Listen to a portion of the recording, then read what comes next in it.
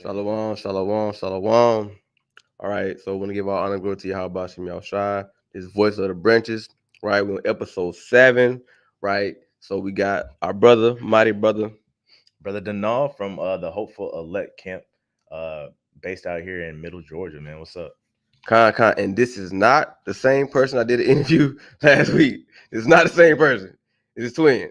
All right, so we got to get into it, man. So let's start off with so how long you been in this truth? Been in the truth, man. Well, I say I known about the truth since around 20.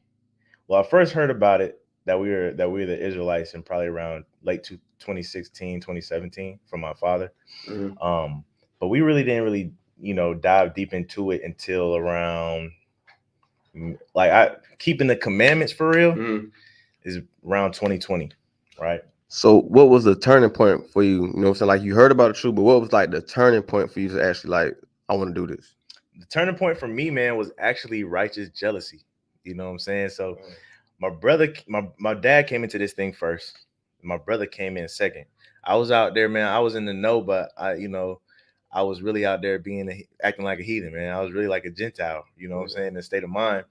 And it got to a point where I'll say one of my brother's ex-line brothers, he came into it too. So he would come over to our apartment because me and my brother was living together. And they would be in my brother's room watching videos and talking about the Bible till 3-4 o'clock in the morning on a school night. You know what I'm saying? And so I would be in there or whatever and not really interested at the time. As time progressed, I used to hear their conversations. I used to hear my brother and my dad's conversation. That's really what got me. Right? That's that righteous jealousy, because they started having conversations and I couldn't add to the conversation at all because I didn't know what they was talking about. At the time I think they was talking about like Shem, Ham, and Japheth. They was talking about Jacob and Esau and all that. At that time, all that stuff was kind of foreign to me. I was your everyday Christian, I guess you could say. And so when that happened, gave me a righteous jealousy. So it's like, man, I can't be left behind, because in a minute they're gonna know so much to where it's gonna be kind of discouraging for me to even try to come into this thing for real, right? And when you start getting to the breakdown of prophecies and all that stuff, I didn't know what was ahead, but I just knew I had to play catch up. And so it was kind of like a righteous jealousy. You know how they say like to provoke each other to righteous acts and stuff like that. There's also a scripture where it says, paraphrasing, bad company corrupts good character, right? But in this aspect, it was kind of the opposite. And so they were I had the bad character, they were the good company, and it was provoking me to do good work. So from there, man, what kind of brought me into it was that. And then, man, I took upon myself, I'm in my room, I didn't know what to really research or look up or where to start, right? And so I'm on my bed, I gotta pull up my Xbox, I go to YouTube, I type in blacks are the Israelites, right? On YouTube. And the first video that popped up at the time was the brothers from Martyrs of Yahushai, right? Wow. Yeah, it was Martyrs of Yahushai when they first created their camp. And right when they kind of split off from Adam Abbott. You know what I'm saying? And I'm watching these young brothers on the street, and I'm like, dang, this is not corny. Because, when you like in Christianity, man, some of the stuff was kind of corny. Like you watching the Michael Todd videos, TD Jakes and all that stuff. I'm watching these brothers go to work on the street, man. They talking to random strangers, people that are off put about the Bible, and they're getting to them. They're making sense. They're making correlations. They're bringing out the dollar bill, showing the pyramid on the back. You know what I'm saying? And so that's what kind of got to me. And so that righteous jealousy propelled me to watch videos like that. And then I was hooked, because I was like, dang, I understand why these brothers is, what I'm saying, on this tip like this. Like, this is crazy stuff. Like, the Bible really coming alive. Because you gotta think, man, at the time, I was keen to us knowing that we were the Israelites because my dad had told us. But at the same time, man, subconsciously, I still was closing my eyes and seeing a white Jesus whenever I prayed, if I just being real. No, you know what I'm saying? And so this is when I finally started to realize, like, the Bible really is about our people, right? And the fact that they were on the street corners in the hood and stuff like that, that's really what got to me. And from there, man, I was hooked. I was watching videos every day. You know what I'm saying? Yeah. And so that's kind of how I came into it. That's mighty, man. I think that's a beautiful thing, because first time I was really watching was Adam when they was with them, and that's why that was a close second for me, right? When I came in, it was Martin Z. Howard, then I bounced to Adam Abbott. Well, no. I think if I'm being honest, it was Martin Z. Howard, and I bounced to GOCC. I found them, and then from GOCC, that's when I started watching Adam Abbott a lot, right? Started watching the Quam and them. They was bringing it out, and them brothers was really young back then. You know what I'm saying? But they, you know, they knew how to command the room whenever they was out there teaching, and I learned a lot from them brothers, right? And so my mom and my brother, they were a little bit opposed to camps at the time. You know, they saw a bunch of screaming and, you know, carrying on until I think my brother, he started giving camps a chance. This is early on when we coming in. Of course, we don't think this now. But the breakthrough for him, I think, was the fact that when he would have conversations or when he was trying to teach somebody something, I would bring up a precept he ain't never heard before. You know, shout out to Naquan, you know, he was shouting out on the precepts, but I'll bring up a precept he ain't never heard before, or I'll bring out a breakdown he ain't never heard before. And he's like, hold up, where is he learning this from, right? Because it's not from the people that he was learning it from. And so then he's like, let me listen to these camps. So he started listening to the camps too. And then, you know, both our knowledge started to increase. And, you know, how iron sharpened iron, you know what I'm saying? So that was a fun thing right there. Because when I came in, man, and I'm sure we'll get into it later, but, you know, we both was in a fraternity. Not to speak too much on that, but or at least not right now. But when I came into it, you know, I was like, man, I kind of wanted a sense of a community. And at the time, you know, there was no sense of a community. And, you know, me personally, I'm like, man, there's got to be more people that invested in this, you know, than just random here, there type of people. You know what I'm saying? Like, so as soon as I'm switching gears in my mind, I'm on Instagram, I'm on Facebook, Twitter, and I'm looking up like hashtag Israelite, you know, because I'm like, there's got to be an Israelite community out there. You know what I'm saying? I'm scrolling through my timeline, all I see is people from the world still. And we making videos on Instagram and not really, I mean, we reaching a lot of people, getting a lot of questions, but you know, there's not too many people that with the like mind. And I'm like, but there's gotta be like-minded people out there. You know what I'm saying? And so I dove into the aspect of finding that Israelite community on social media.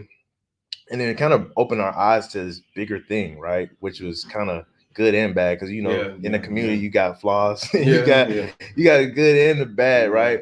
But it kind of opened us up to this new world, and we kind of was like, man, it's not a bad world to, you know, try to be in, try to actually put your brick into. And so that's kind of how we got our foot in the door of, you know, really taking hold of this Israelite culture and this thing, you know, called the truth. But so as we talking, you know what I'm saying, because you and your brother always have a camp together, you know what I'm saying? Right. So it's like, what was the point of transitioning from like, okay, I'm in this thing, I'm listening to them, you know what I'm saying? Y'all bringing out this word and things like that. I'm looking at the brothers out there laboring, but now I really want to step out and do this thing myself.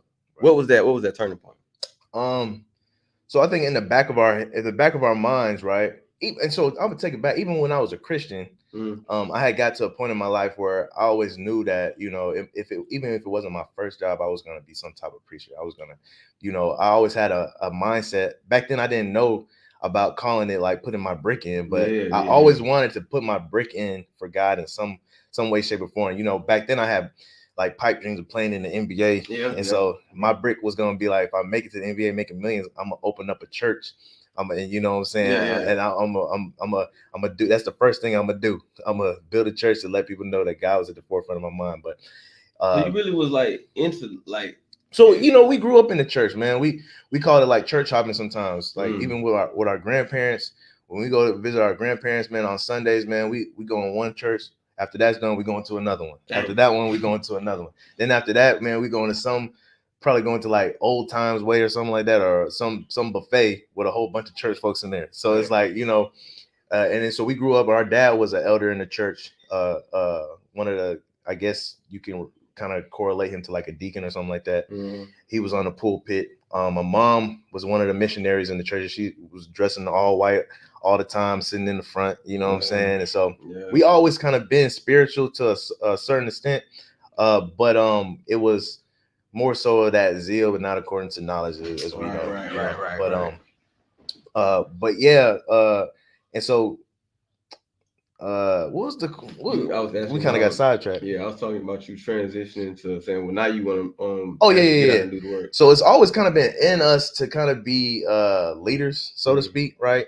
And I think coming into this, we always wanted to be leaders in some aspect, even if it wasn't being like a grand bishop or chief priest or something like with a big title. We always wanted to put our hands to the plow. So and we talk about this all the time, and this is no shot at anybody, but you got a couple type of different men in the truth, right? You got those that have the urge to like actually actively do something about our situation and go out there and labor and be fishers of men. Then you got some that kind of just want to be note takers and pull out their highlighters and learn from somebody. You know what I'm saying? We were always the type to where we wanted to be proactive and what we got going on. You know what I'm saying? And that was kind of propelled us to go and try to teach. At first, we kind of butted heads a little bit. It's me, my brother, and of course, brother Yeshaya. That's in the camp. At the time, there was another brother. He's in GOCC now. But at the time, man, we was butting heads like, are we ready to go out there? Are we prepared? You know what I'm saying? I think I was saying, man, let's give it a little bit more time so we don't get out there and get confounded. Because I had watched some videos. I think it was a Sakari at the time, and I was seeing some Christians bring up some things I ain't never heard before. And I was like, man, I'd be damn if we go out there and they bring us up to us. You know what I'm saying? That was kind of my tip. I know my brother and the other brother that was with us named Ray. He's in the GOCC. He had the same kind of mindset. And then I know brother Yeshaya and my brother, they were on the opposite end. Like, man, we just got to jump off the porch and do it. They try to get out there. You never know until you go out there and find out. And so, long story short, it was kind of beneficial for both parties. You know what I'm saying? I say that because our pushback gave us a little bit more time, but then also we could only push back for so long. We went out there and all praise to the Most High. We ain't never been confounded since we've been out there. You know what I'm saying? And he's had our back and definitely had the comforter with us, leading us and teaching us in all things when we carry on those conversations, man. So, good question. So, how was it your first time? Like, y'all out there. How was the first time? Like, really just going out there and doing it? I know it was a little while back. Yeah, but you can really, you know what I'm saying. It was surreal, man. We went downtown Fort Valley, Georgia. If you ain't been to Fort Valley, Georgia, very country, very hood, if you could say. You know, it was where our people was at, and so we went down there. In downtown Fort Valley, right underneath the little white pavilion, right in the heart of the city, and we was out there ready for whatever, I think it is funny, man, because the first 2 times we went out there, we ran into nothing but scoffers. I think the first time we went out there, we ran into a Mason, and he believed that we were what was it? Negro Asiatic people, that doctrine, right? And so, and Masons, you can't tell them nothing, man. Even when you confound them, they got to switch the subject, and they take you down these rabbit holes until he walked off, right? And so we kind of endured that. The second time, man, second time we went out there, I think we went and talked to some atheists, a bunch of people that have questions that just didn't want the answer. You know what I'm saying? They think there's a contradiction, and when you show them it's not, they can't believe that you made sense out of it. But nonetheless, man, our first time out there was, if I'm being honest, I was a little nervous. You know what I'm saying? I didn't know what to expect. I didn't want to go out there and waste time. Because when you go out there, you're like, man, I hope we get some type of interaction. You don't want to go out there and get no interaction at all. But I think I was a little bit nervous at the time, or more so just anxious. You know what I'm saying? And we were trying to figure it all out. So as far as like being decent and in order, not overstepping each other when we talk, stuff like that, and finally trying to get our rhythm, our choreography, our chemistry together. And if I had to sum it up, it'd probably be definitely the feeling of anxiousness, and are we prepared yet? That's me personally, though. I You know what feel I'm that. I saying? feel that. So, how would you describe the experience of just interacting with your people on this level? Because being that you went to HBCU, Right. you know what I'm saying, and you was a part of a fraternity, you know what I'm saying, and these interactions were different, or are different than, or are they different than interacting with people in the truth now? You know what I'm saying? Like saying, in the aspect of like when you was in a frat, you came from a fraternity mindset. Yeah. You know what I'm saying? Interacting with your people, but now when you interact with our people now in this truth, especially like when we're going on highways and byways, it's a different interaction. So you're saying like Different our experience. interactions with people that's in the truth, No, like your interactions in this truth now, like as it's teaching our people. teaching just Yeah, strangers. yeah. How would you describe that feeling of That doing feeling. that Um, versus your experience as interacting with people when you were not in the truth? okay. So my interaction with people outside of the truth, it's always kind of been I've kind of always had the same spirit, right? I know we was in a fraternity. Even in school, man, we was kind of popular in school. I really don't have I don't think that has anything to do with us individually. I think just because we were twins, twins are kind of a rare thing. It Mm-hmm. kind of puts you at the forefront to being, I don't know, different or popular, by default. But with that, man, I never really like shunned out anybody. Like I always talk. I had some of my friends in school were the nerds. You Yeah, know what I'm yeah. saying? Like I was still in the cool crowd, but don't get me wrong, man. The cool crowd could see me joking and laughing with some nerds and some weird guys and stuff like that. I always had that spirit to talk to outcasts like that. And so how it is like being in a fraternity. I say that because you got some people that are in Greek life in the fraternity that get this sense of new identity to where they feel like they got to break it off with all their ex friends and stuff like Mm-hmm. that, right? And a much so kind of like the truth, right? Mm-hmm. You know what I'm Mm-hmm. saying? But the difference is for the right and wrong reasons. For the fraternity, it's a wrong reason because it's more so like, oh, you're not wearing purple and gold. I can't do nothing. I can't even hang around you no more, right? Dang, yeah. And I got new friends now. Despite anything you ever did for me, I got new friends now. I was never me. I can say me and my brother were never like that, right? Okay. I was never like that. But you got some people that go and get into the fraternity and they feel like they become Trey Songz overnight. Dang. You know what Oh I'm man. saying? Yeah. Yeah. You I give see them that. some Yeah. a purple and gold shirt and some boots or something, man, and they turn into a whole different people and they become buttholes for lack of better terms. You know what I'm That's saying? crazy. And they treat people bad, they don't have no relationships with nobody no more and whatnot. But that was never us. We always kind of still stay, with the people that we knew on the outside, never cut nobody off like that. It was just kind of spirit that we moved in. And so in its truth, I would say it's always been the same thing for us, man, is that, man, we talk to those who have an ear to hear, right? Who have an ear for genuine relationship. But also in the truth too, you got to realize, and this is why people, I try to tell people all the time, not just anybody can be a teacher. You know what I'm saying? Like you go to, I think it's Second Timothy 2:24, where it talks about being apt to teach. Yeah.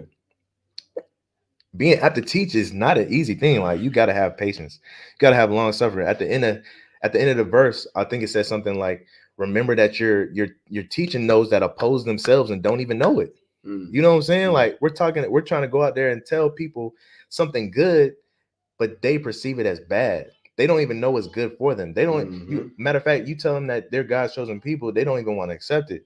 And so Mm-hmm. that takes a level of patience to deal with spirits like that, right? Mm-hmm. And not everybody can do that. Not everybody can be patient and be a teacher and understand, right? There's a brother in Atlanta, right? In SOT, he says, why he talks to his camp sometimes when they're out on the street and when they get frustrated and get mad, and he'll be like, "Well, why y'all getting mad? This is why we out here. Mm. We out here to talk to people that oppose themselves, that don't know what's going on. Why get mad, Yeah. right? Settle down, take your time, and teach them the truth.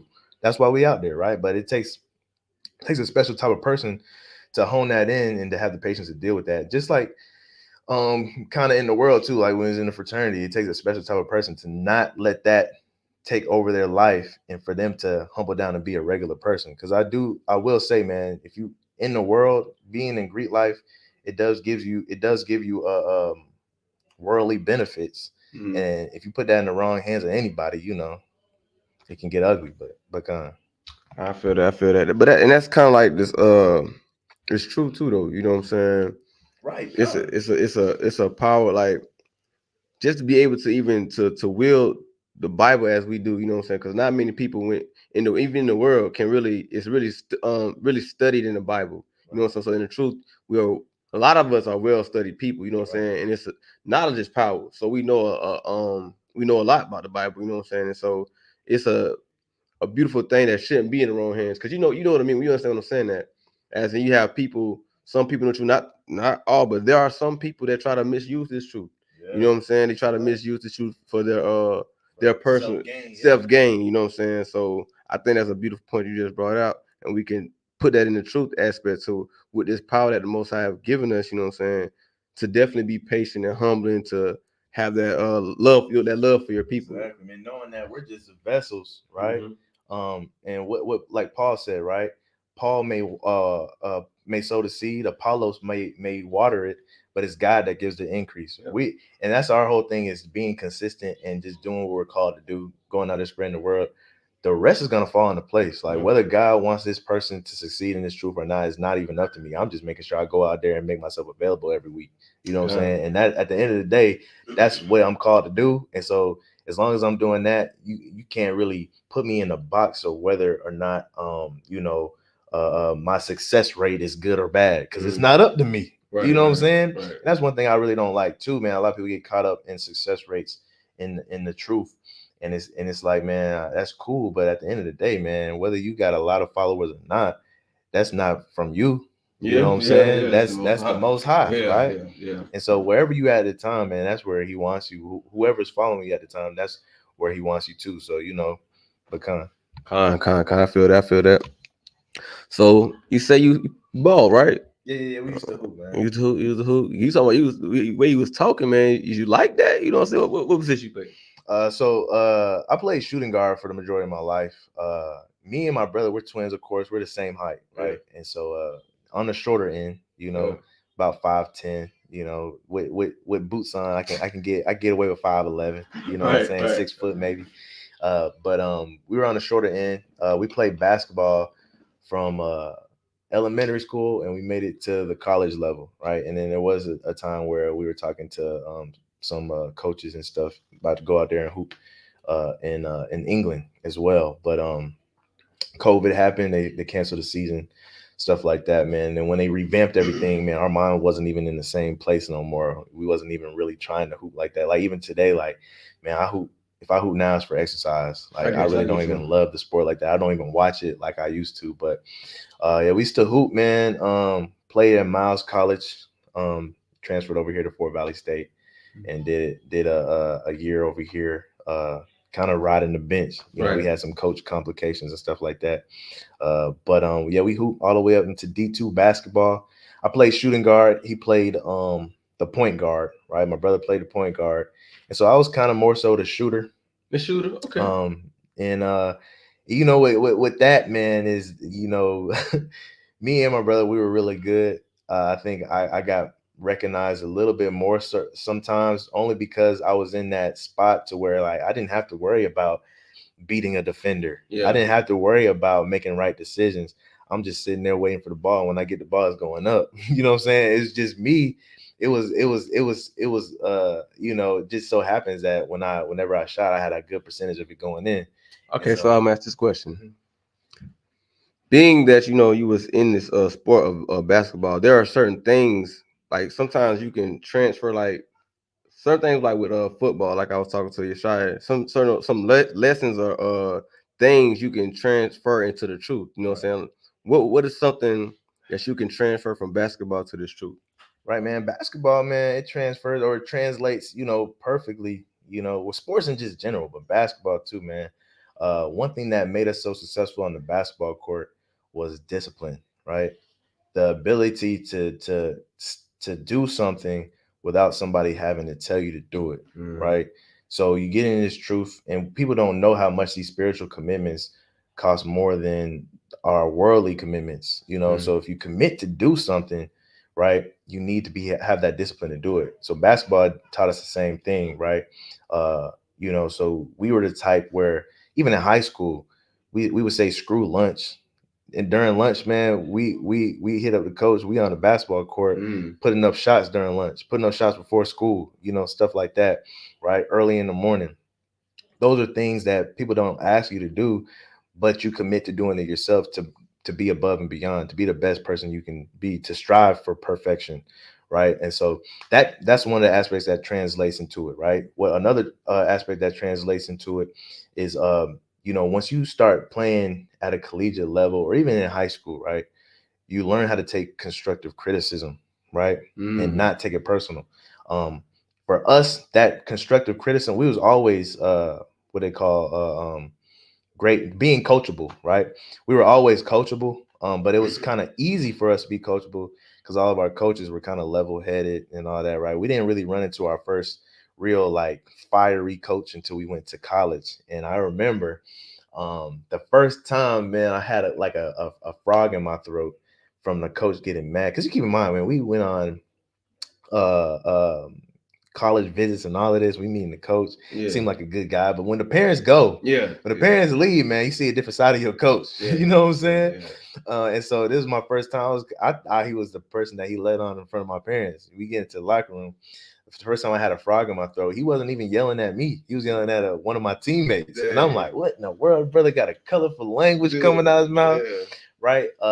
And I'm glad it was the other teammate and not me first. I don't know how I would have handled it. You know what I'm saying? If it was me. Yeah. But I had a little frog in my throat there, got a little nervous, you know what I'm saying, just hearing it. But as time progressed, of course, I got my time too, but being coachable is another thing too. Being able to be a student, and not worry about the delivery of somebody trying to correct you or somebody that's trying to look out for you, right? Mm. And sometimes it's not even really looking out for you. Sometimes there's somebody's correcting you because they're looking out for the bigger picture. And that's what a coach got to do, right? Like, I got to get on you because the bigger picture is a team has to be successful. I can give a rat's butt about you. And sometimes in the truth, right, especially if we in camps and stuff like that, sometimes we can't decipher whether the correction is for us personally, right? Or if somebody's trying to correct us for the bigger picture, which is the nation coming together or our organization is camp flowing harmoniously. And so that's another thing that translate from basketball, what I would think being coachable or being able to take constructive criticism, not taking it personal, but taking it and actually applying it, right? And succeed in that way too. So that's two ways right there. I'm sure if I think a little bit more, I could find some more, but That's good though. Definitely want to be disciplined and also be able to when you say to be coachable, I say that to being corrected, to being rebuked. You know what I'm saying? Because a wise man, he'll hear rebuke, you know what I'm saying? But a fool, he don't want to get rebuked. He don't want to be corrected. So being able to be corrected in the truth is very big because sometimes we may get things wrong, you know what I'm saying? Or sometimes we might do something the wrong way, and to be corrected and to take that and to use that instead of just saying getting attitude or like, you know what I'm saying? Man. One thing also I would say is too, man, don't just say that you're coachable and be coachable in the moment. Have the attitude that you are a coachable person, or and this just for the analogy, a coachable player, right? What does that mean? That looks like this, right? I know I gotta say something to so and so, but I kind of don't want to say it because I know how he gonna get if I say it, right? Yeah. Versus a coachable player that is a coachable player, right? Even if I gotta cuss him out, right? I know I can pull him aside and I can say what I gotta say to him, and he's gonna receive it well, right? A lot of people in the truth is the same way too. It's like, man, I want to tell this brother, he's doing X, Y, and Z, and it's just not gonna work. But I know if I tell him that, he's gonna give me some pushback. He's gonna give me excuses, X, Y, and Z, versus saying like, oh, I know this brother right here. He's a genuine brother. Yeah. I know he's not gonna want to hear this, but I know I can say whatever's on my chest at whenever time, right? Yeah. Anytime is good, right? There's a difference between that, right? Because some people, man, they can be coachable, but they still give you that pushback too. It's good to be coachable and have a spirit about you, aura about you that anybody can approach you at any time, right? And you can be receptible. That's a major key in this truth too. I would say I definitely agree with that, man. That's very huge, man. Especially in this thing, we be just like on, sometimes you might see something, but especially with people that you be around, if we truly love them, we wouldn't suffer sin upon them or just see them doing the wrong things and not correct them. Right. And it's a big difference when you actually have somebody that that when you talk to them about something, they don't, you know what I'm saying? Like you said, that pushback, yeah, always got something to say always to react to what you're saying. Actually, you know, that's a very big thing. Very big thing. Because a lot of people, and before we move on, man, this is the last thing. Because a lot of people, man, we use that scripture where it says, understand first and then rebuke. People use that to the rebuker, right? But they don't apply it to themselves when they're getting rebuked. Yeah. Let me understand why he's rebuking me first before I give pushback, right? Let it marinate real quick. Let me get out of my body to see my own actions on where I could have possibly went wrong, right? And that's a good mindset to have too, right? Okay, I like that. I like that. I like that. I like that. So I talked to your brother for so y'all you hunt too, you know what I'm saying? You hunt as well, you know what I'm saying?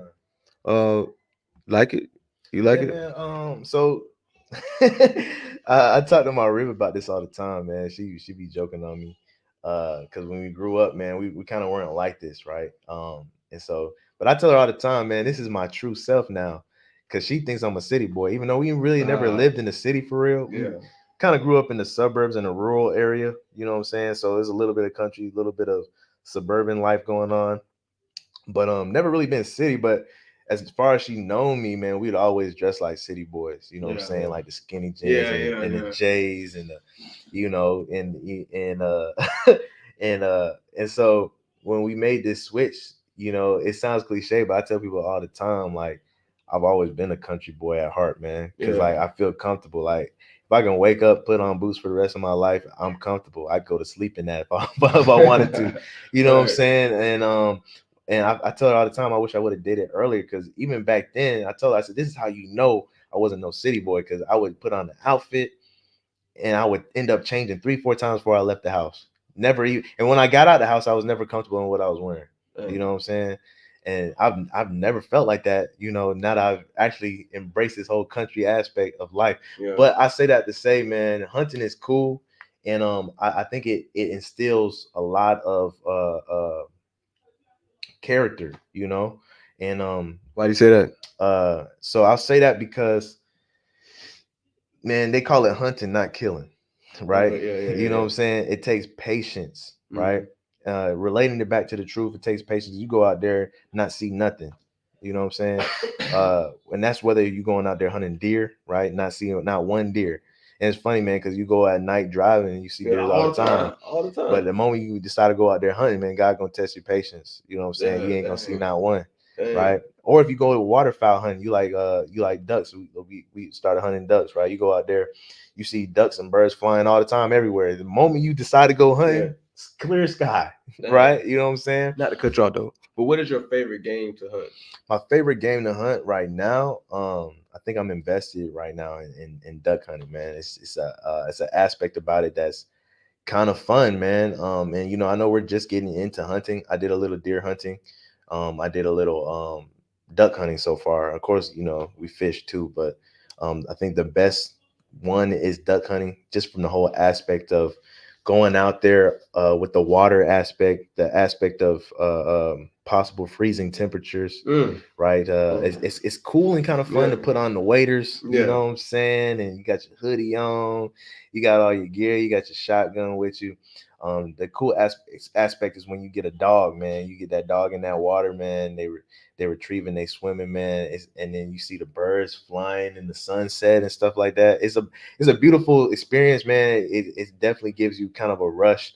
And it's one thing I like about it is that, unlike other hunting where you got to be like still and quiet all the time, with ducks, man, you kind of have a good time, right? Of course, there's times where you got to be quiet to land them, to make them land and whatnot. But other than that, man, you can have fun, joke around with each other, man. You can break through trees and stuff like that, and you get a kill. You can let out a yelp, man. You know, you know, it's all be real country, but I like the whole aspect of duck hunting, man. Not just because of the game, but because of, and when I say game, of course, I'm talking about the bird, but because of the whole aspect that comes with it. You know what I'm saying? Deer hunting is cool when you finally get it, when you finally get a deer. You know what I'm saying? I've yet to get a deer, right? Yeah. That and the reason why I don't like deer hunting is because you got to be so patient. Yeah, And see you that? got to wait and you got to get the right shot. And then when you really look at it, man, is some people they don't even if they see a deer, oh, it's not big enough, so you got to wait for the next one.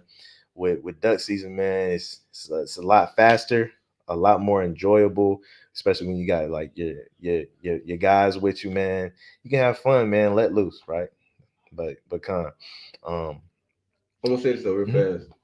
When you talk about the deer hunting though, that reminds me too though of kind of like this journey and this truth though. Right. It's long. You know, it's long. It's long. Like a lot of people. Not to say that it's nothing wrong. I mean, I definitely feel you don't probably doing. You prefer duck hunting over deer hunting. But I was just thinking, you know, especially like in this journey, man. Sometimes like it's about timing. You know what I'm saying? Sometimes you don't have like we be wanting something at this particular time, but it don't be the right time. You know what I'm saying? We looking for this and that, and or even when it comes to picking out people, because when we go on the street, man, even when it comes out to picking out people, like I said, man, some people are like, man, that deer not big enough, don't shoot it. Yeah. Right. Sometimes we gotta discern spirits to talk to or not. You know, what spirits don't waste our time, what spirits on that folly, what spirits are Satan. You know what I'm saying? You gotta discern those. You know, when you're having a conversation, when you're talking to somebody that's just stubborn, and then a genuine person comes on, you got to have that discernment and be like, okay, in this conversation, let's go to the person that actually cares. Yeah. You know what I'm saying? And so it's like, don't shoot that deer, shoot that one. You know what I'm saying? Yeah. But to your point, man, hunting, man, it is an aspect about it that translates to the truth in so many ways, right? Because we talk about the patience that's in hunting, right? And to get this game, right? Even if you don't see nothing, but you still got to get up and go out, be disciplined, to be consistent enough to go out there and put yourself available to get that game, even if you're not going to see it, right?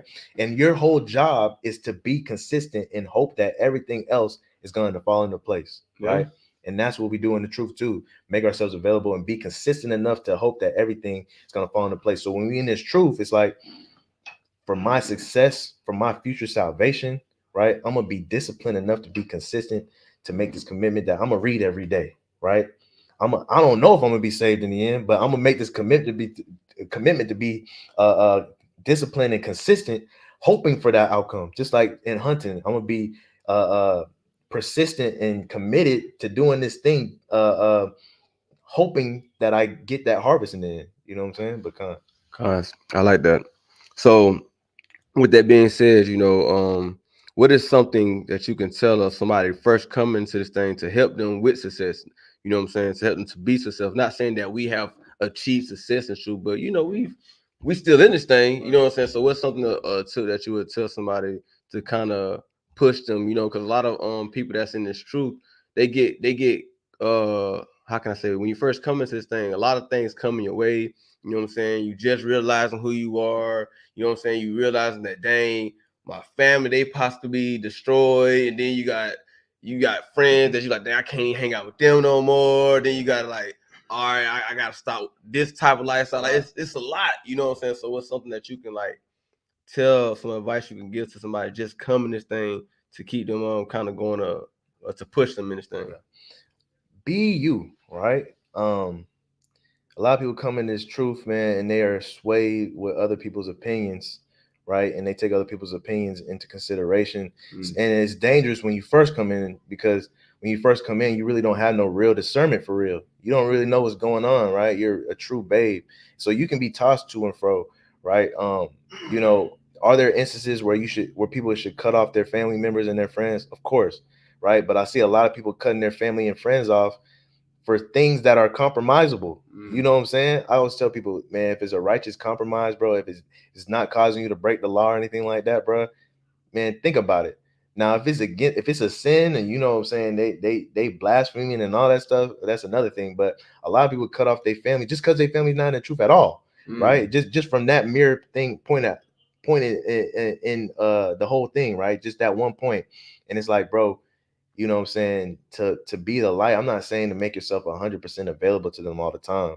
What I'm saying is at least be available, right? Don't put a bad taste in their mouth. Don't go gun ho, right? And so be you, man. To the little bit of discernment that you do have, use it and really decide worthy of being cut off and who is not worthy. Don't let nobody else tell you who you need to cut off in your own life. You know what I'm saying? Because one, they wasn't with you before you came into the truth. A lot of people that was with you, they might not be in this truth, man, but they do genuinely care about you. They do genuinely want to help you. They do genuinely, you know what I'm saying, was there for you when you didn't have nothing. And so always keep that in mind. I also will say this, right? So be you. Second thing is when you start coming in this truth, man, you're gonna be, you know, exposed to a lot of different camps, a lot of different doctrines, right? One thing I will say, man, don't fall out of love with your first love, and that is that feeling you got when you first became an Israelite, right? When you that feeling you got when you first wanted to keep these law, statutes, commandments. Always keep that burning. You know what I'm saying? Don't ever let anybody make it anything more than that. You know what I'm saying? The third thing I would say is this, right? Coming into the truth, you meet a lot of brothers, a lot of sisters, a lot of different leaders, right? Do not focus on emulation, right? Don't try to come in this thing and you want to be like so and so. You want to be like priest so and so, or be like bishop so and so, be like elder so and so, right? If you want to be like anybody, man, look in the Bible. Be like Yahweh Shai, right? Be like David in his good aspects, right? These mortal men today, man, we're all trying to just figure it out. I'm not saying that there's no good men out here and is pushing this truth, but what I'm saying is, man, we all are just now finding our heritage, bro. You know what I'm saying? Like at least the people in the Bible, they was around when the heritage was still intact to some type of extent. It's been taken from us for so long, and one could say when you know you do the research, and one could say, yeah, man, it was being an Israelite, this doctrine was out even in slavery times and the early 60s when we kind of picked it up and all of that, right? Whether you saying that or not, that's still whether we picked it up then or not, it's still a long time since we've been cut off from our heritage, right? We all trying to figure it out. And one thing I want to say again is that when it comes to discretion, man, and you new into the truth, you don't really know how to discern people in this truth, right? You might see him with a big title, right? But that doesn't mean like, this person got it all together. And I think a lot of people in the truth fall victim to that. And then we get into emulations. And now this brother, no, you hear this brother teaching, oh, he sound like so-and-so. Yeah. You know what I'm saying? Yeah. Or you see a brother uploading pictures, right? Oh, this brother standing like so-and-so.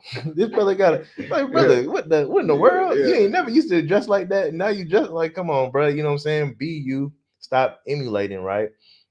Because this truth is not for those who are emulating to be like others. This truth is literally our heritage, meaning that you can be yourself. Yeah. You can be who you are, who you're comfortable being in this truth. Yeah. And you might like hunting, right? Yeah.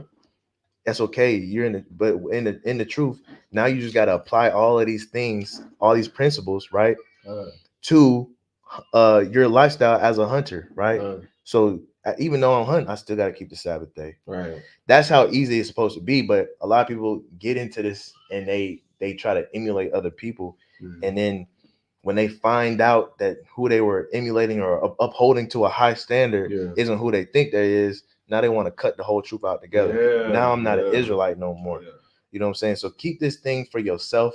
You know what I'm saying? Stop emulating. Be true to who you are, right? But that's probably what I would say to anybody new coming to this truth. I feel that. I feel that. That's some wise words, man. Because definitely you don't want to, like you said, this is a part. This is an actual heritage. You know what I'm saying? Like this is not a fad or a whatever. The next big thing. This is literally something that our forefathers grew up knowing. Right. Man, it's like this, right? Not to cut you off. It's as simple as this, right? It's a set of stuff to govern us.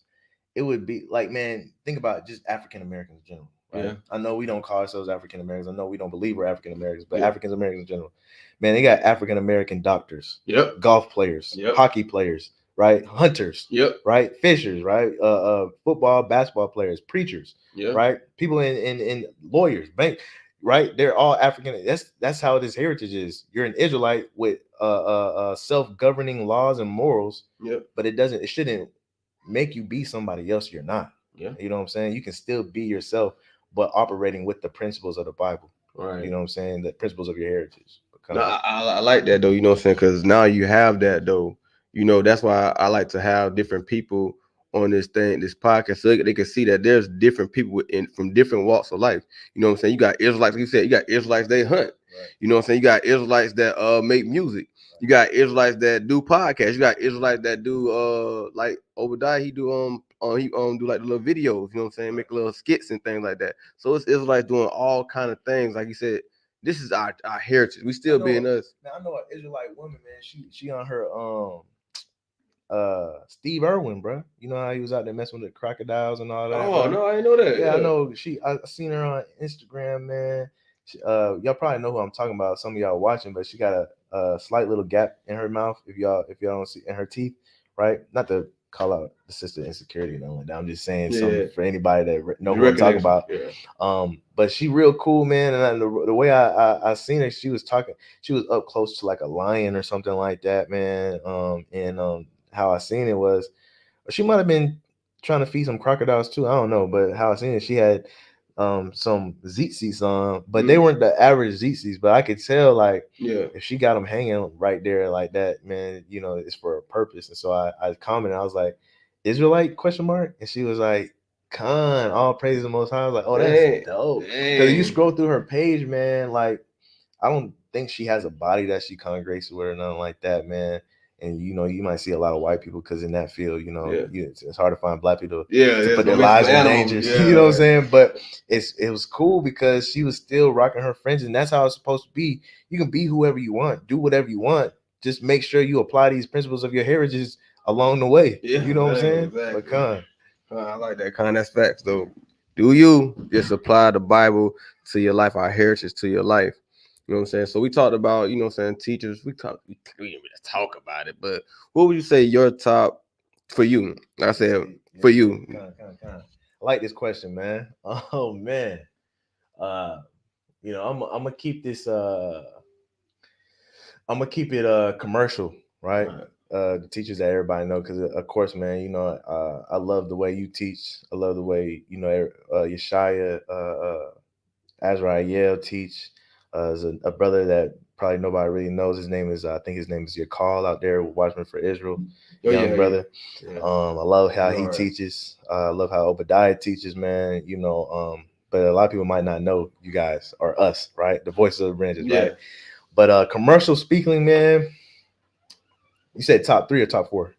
I said top 3. Top 3. Might have to put another one in there, but right now, man, where my spirit is, I'm listening to a lot of Captain Taz, right? Shout out Sakari San Diego. Something about the way he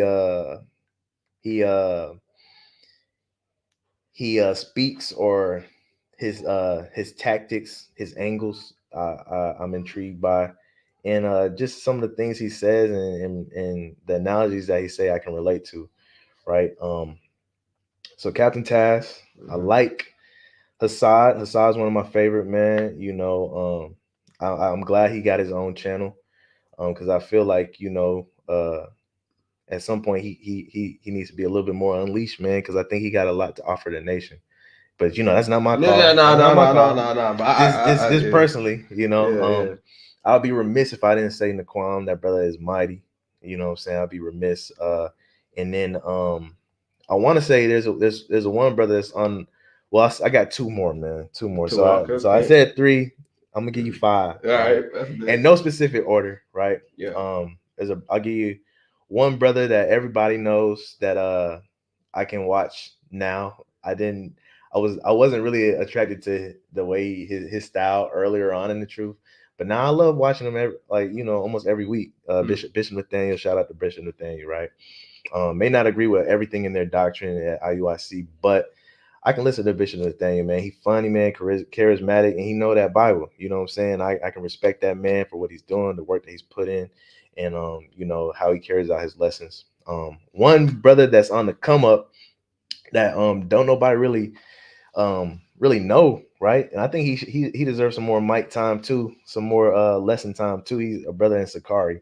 I think his name is Shashan, right? He's out there with Sakari San Diego, light skinned brother. Got the Pop Smoke braids. Real cool brother. He's into anime and stuff like that. He's okay. and I like him being man because he's himself, right? Yeah. He doesn't go out there try to speak like nobody. He doesn't try to use anybody else's tactics. He got his own tactics, right? He got his own analogies. You know, he's a young brother. He got that spirit on him, man. He's charismatic. He makes sense. He got wherewithal. He got common sense, right? Yeah. Brother named Shashan, I believe that's his name, right? I could be wrong, but Yeah. Shashan and Sakari, I think he's a part of the San Diego sector. But yeah, man, this is my teachers that I'm listening to right now. I like that. I did that. I did that. What is something in truth that you would say though that a leader should portray though? You know what I'm saying? What's something that a leader in this truth should portray? Um, they should always have discipline, of course. We talked a lot about discipline already. Um, they have to be compassionate, man, right? Mm, uh you know, they got to be compassionate for, you know, everybody that they're leading, mm, you know. And a lot of time, and really, man, our whole nation got to be compassionate. But that involves, man, you showing some type of emotion. I'm not telling you should be breaking down crying all the time, yeah. but you should have some type of connection to where with everyone, to you feel their pain, right? Mm, That's key, because that's what's going to make you a better leader in fixing people's causes, right? Their yeah. problems and stuff, is if you can actually relate to them, Right. right? Um, and you don't second guess defending somebody. You don't second guess putting your life on the line, right? Yeah. Yeah. Another thing I would say for being a leader would be, man, it was, I just had it too, man. It was on the tip of my tongue. Being a leader. Oh man, it's making me mad. I had it was a good one too. I was saving it for last. It's all right. If it comes back to me, man, we can roll with it, man. But you know, if the Most High don't want me to say it, then so be it, man. But being a leader, We'll revisit it. We'll revisit it. being a leader, dang, it was on the tip of my tongue. All right. We always ask this question though, and this question I ask is because a lot of people in the truth, they don't know, they might not know some people in truth music, you know what I'm saying? They might not know, or they don't know the different people that's making music out there, you know what I'm saying? You might have these people that's just coming in truth. I got, not to cut you off. You remember it? I remember. All right, go. Being a leader, man, right, is to be focused on your leadership and cutting out what we call fat, right? Like you cooking, man, you cut off all the excess fat that you don't want. Cut all the fat out of your life, right? Be a man that's focused on the task at hand and not have a full plate of things that's gonna get in the way or distractions, right? Making sure that your main thing stays the main thing. You're not adding things on your plate that's gonna distract you, Right. right? And I think that was very important. That was my favorite one, but I had to say that.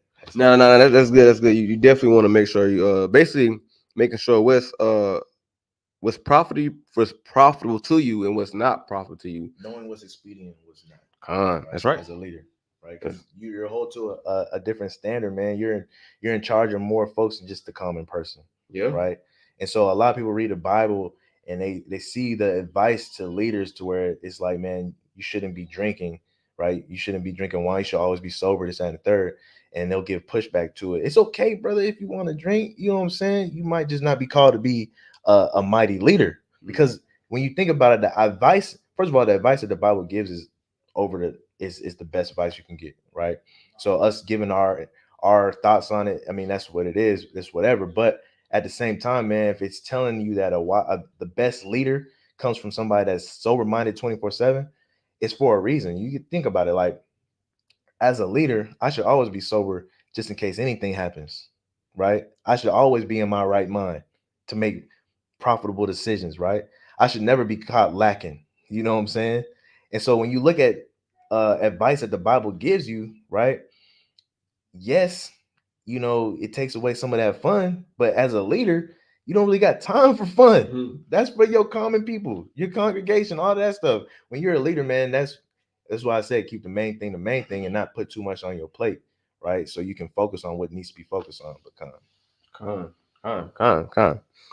So to this next segment we was talking about though, you know, with this music thing, you know, you got some people that just come in this thing. They might not know there's truth artists out there that make music. They might not know or who really got some good music, you know, and everybody talks, so they got different people they listen to. You You know what I'm saying? So just for the audience out there, man, and just you know what I'm saying, like I said, this podcast is for we bring to light the life of being an Israelite. You know what I'm saying? It's different. It's different as we all have different lives as Israelites, and we're drawing light. We're bringing light to that, and how we live, the things we like. You know what I'm saying? The kind of music we like. So what you listen to, man? So the music I'm listening to, man, especially truth music, right? And it hurts my heart, man, that a lot of people don't know some of these guys when they're coming into now, man. You know, but we came in, That's what you here we for. really came in hard during that COVID 2019 2020 era, man. So around that time, that's what we kind of still bump today. You got The Rock, right?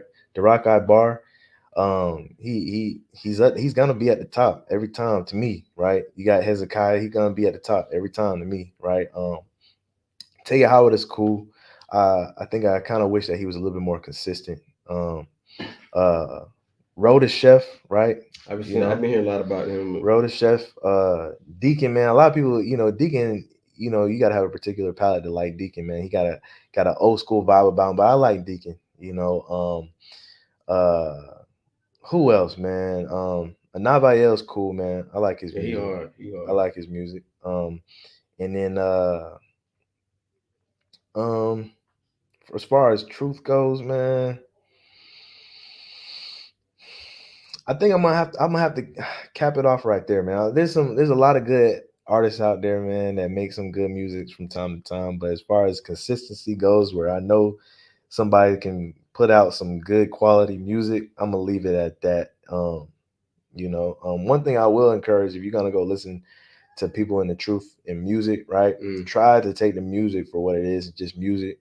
And because, like I said, man, when you get in this truth, you're gonna be exposed to certain things and certain people. And when you find out certain things about certain people, man, you don't want that to be off-putting. And so, whether you have a art with that person or not, if the music is good, man, it's okay to admit the music is good and let it be that for you. You know what I'm saying? Don't let whoever, whatever you're listening to or whoever you listen to alter, the ministry that's coming forth, right? Okay. Look, man, I'm glad you said that though. You know what I'm saying? Because in the truth, you might, when you listen to truth artists, they sometimes they might not. You know what I'm saying? When it comes to like doctrine and things like that, they might be a little, here and there. But like you said, don't let that affect you. Music is music. You know what I'm saying? At least we got some people that's in this thing that's trying to push some type of truth music. You know what I'm saying? But I like that though. I like you said that though. You know what I'm saying? So I think that's pretty good. And all those people are good. I think. What's up? Like, because I be trying to find sometimes truth music. So what's a way that people can find more truth music? Like how do you find it? How do you find the music that you're looking for? For truth music, man, me personally, if I want to look for somebody new that's doing truth music, social media, man, a lot of the truth artists are interconnected, right? You can check the comments of somebody's post, somebody's song or something like that. Sometimes other artists are commenting, right? You can check people's tag photos, right? Now we're playing investigation, right? But check somebody's tags photos. Another thing, man, if you're on Apple Music, a lot of times Apple will throw you a bone, man, and give you suggested music too that's kind of similar, right? Also same thing for SoundCloud too. So Oh, okay. Okay, there's a lot of truth music I know on SoundCloud. At least facts. That's the mecca of truth music right there. SoundCloud. Get you a SoundCloud if you're looking for some truth music for sure. Okay. So we gonna shift gears. You know what I'm saying? See the timing. Okay, we all right. So we're gonna get ready to shut down a little bit though. But if you can meet 3 people in the Bible, you know what I'm saying? We know Yahushua by default. We know it. Everybody want to meet Yahushua. We know that. Right. But you know what I'm saying? Besides him though, what 3 people and why? What 3 people and why? I would have to say so many great people. Moses is of course, I would want to meet Moses, man. The man, he kind of started it all. They say he was the first king. Moses, just because I mean, he lived so many different lives. He had it all, right? Yeah, He You know what I'm saying? Like what was it like living amongst the Egyptians and having it all and making that decision? Like I said, that compassion as a leader, seeing your brother getting beaten, man, and having that connection with them, you know, to do something about it, right? And then just him going through that stress of dealing with our people, and him, you know, being able to, you know, have those conversations with the Most High on that mountain. You know what I'm saying? I think he would have a lot to impart, you know, in a conversation. Solomon, of course, man. Solomon. When you think about riches and wisdom, the man had it all, right? He did. And I would love to sit down and talk to him, even when it comes to like the elements of of of life, like the weather and stuff like that. That he said he knew, right? He was a master in chemistry. That like they said he knew, man. Just man, the man has so much wisdom. I don't know why somebody wouldn't want to talk to Solomon. You know what I'm saying? Like he can teach you so much, and probably just one day you probably walk away a better person or a smarter person. So hold on, you know? Now I'm gonna ask you this: being that you said that, which book here, like, you know, you got Proverbs, he read Proverbs, he wrote Ecclesiastes, you know what I'm saying? He wrote Songs of Solomon, Wisdom of Solomon. So which one is your top, like, man, this book, like, Solomon's thing? Solomon. Yeah, Solomon. I think I'm gonna have to go with Proverbs, right?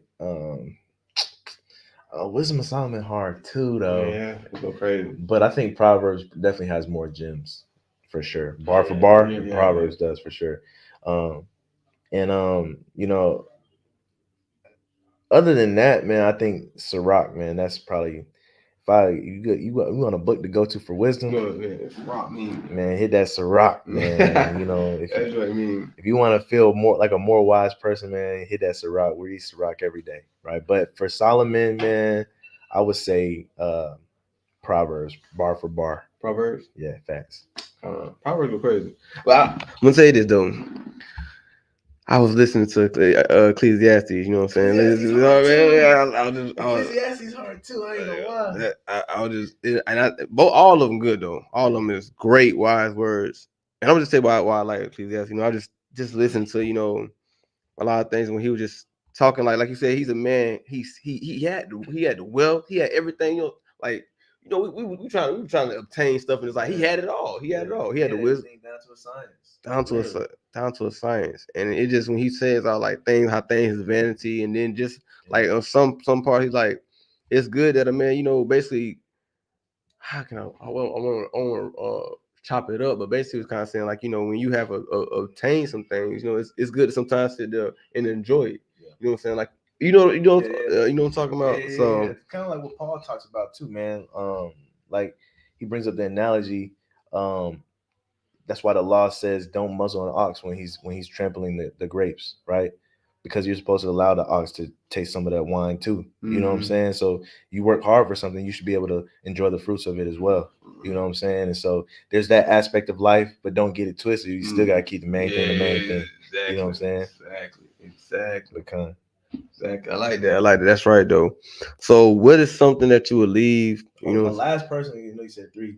Last person would be David, man, King David, man, just because, you know, he was he was that guy, man, slaying Goliath, coming from humble beginnings as a shepherd boy, you know what I'm saying, and then coming from a era of, you know, he was like the righteous Drake or righteous Chris Brown. You know what I'm saying? I would like to sit down and have a talk with him, man, and see, you know, just, you know, his aura, his spirit, you know, and just to see how he was and what he looked like, because, you know, that everybody talks about what he possibly could have looked like and all of that. So David would be my third one.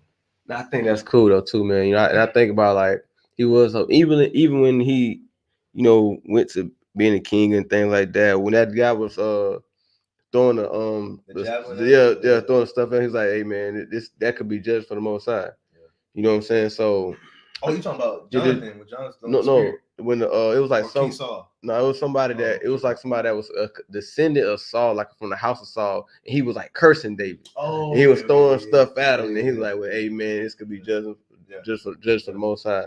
I just think that's beautiful that he just continued even as a king and things like that, remain humble. And man, the man was so mighty they literally had to tell this man, "Hey, look, bro, you can't come out here and fight with us Yeah, no yeah, more." yeah, yeah. Somebody, you got a leader like that, man. Where they got to force him to sit down and not fight for his nation, man. That's the type of leader you want to have. That's the type of leader you want to be. You know. I like that. That's right. All right. So I say this though. What's something that you know that you can you know give to the people before we leave about this thing? Man, I was waiting for one more question you didn't ask me, man, but it's all good. Oh, You know what I'm saying? what you go? The food, man. Ah, no, I figure. All right. Hey, all right. So check this out. Check this out. We gonna. Hey, nah, that's this serious though. Nah. Nah, but I also it's so crazy. I was thinking like, damn, ask me. I thought I had asked you about the food, but nah, my bad, my bad, my bad. Oh, yeah. That's him. Nah, but so serious though. So, what's your top two, man? You know, Top two. no top. I can Top top two. two. You give me three. Because when it comes to Israelite food, a lot of people they haven't really tasted like that many like food. You know what I'm saying? I'm kind of the same way. You know, which is why I say I'm cool giving you two. Okay. You know what I'm saying? Because I got two that's really a go-to that's really the only thing I want to eat. You know, one, of course. Well, you know, I'd be remiss if I didn't say Ephraim. My wife is half Ephraim. You know, I'm gonna be honest with you, man. I eat it. It's decent. You know, but it's not, it's not my favorite. I mean, you know, they got some good, cool things, but it's a car, man. Definitely me too, man. It's a car. Yeah. For the number one spot, right? For me, man, I can eat enchiladas, burrito tacos, chimichangas, burritos, right? You know, nachos, all of that, man. I can eat that whenever, any day, right? Any day. Any day. I'm picking that over it any day. But my second close would be it would be I don't know how to classify this, right? Guess you could classify it as well, I'll say Benji with the oxtails. Oh man, right? Oxtails. Oxtails for sure. That's one thing that I've loved to that I've grown to like. My wife has cooked it I think once, and you know, I've had it. She's went out to some of the Jamaican spots out here and brought it back, and it tastes amazing every time. Meat be so tender.